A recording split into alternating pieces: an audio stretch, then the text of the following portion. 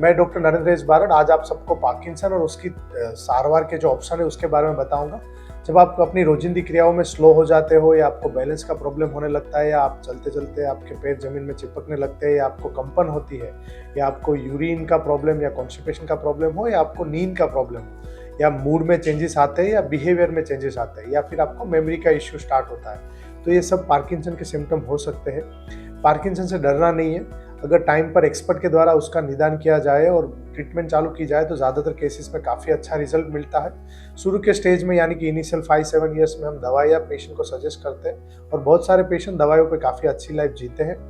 बहुत सारे पेशेंट में 5-7 साल के बाद दवाइयों के रिलेटेड कॉम्प्लिकेशन, जिसको मोटर कॉम्प्लिकेशन बोलते हैं, वो चालू होते हैं, जिसमें पेशेंट दवाई लेता है तो पेशेंट को ज़्यादा मूवमेंट होती है और नहीं लेता है तो मूवमेंट कम हो जाती है।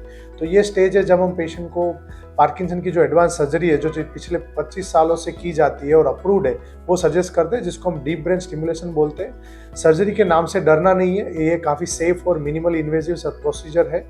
इसमें हम एक छोटी सी डिवाइस पेशेंट के चेस्ट पे लगाते हैं और एक वायर के द्वारा ब्रेन के स्पेसिफिक एरिया में सिग्नल भेजते हैं। किस पेशेंट को किस तरह के सिग्नल और करंट की ज़रूरत है उस हिसाब से हम उसको पर्सनलाइज और एडजस्ट भी कर सकते हैं। जिन जिन पेशेंट को ये सर्जरी की ज़रूरत है उसको सपोर्ट करना है, क्योंकि जिन जिन पेशेंट ने अभी तक ये सर्जरी कराई है उसमें मेजोरिटी पेशेंट के मेजोरिटी सिम्टम इम्प्रूव है और पेशेंट का भी ये मानना है कि हमारी 2 लाइफ है, सर्जरी के पहले की और सर्जरी के बाद की।